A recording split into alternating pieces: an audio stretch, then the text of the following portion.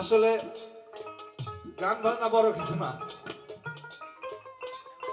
আমি এই গান বাজনার আয়োজন করছি শুধু এই জন্যই যে আপনারা এতগুলো মানুষ এখানে জড়ো হয়েছেন, আপনাদের মুখ দেখলে আমার ভালো লাগে, তৃপ্তি পাই।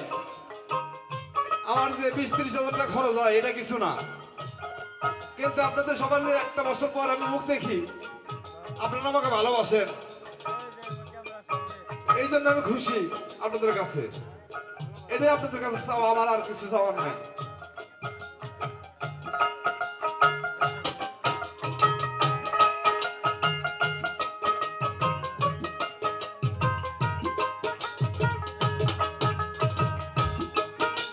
আর আসলে এই টেনশনে আমার গান বাজনা সব মন থেকে হারিয়ে গেছে।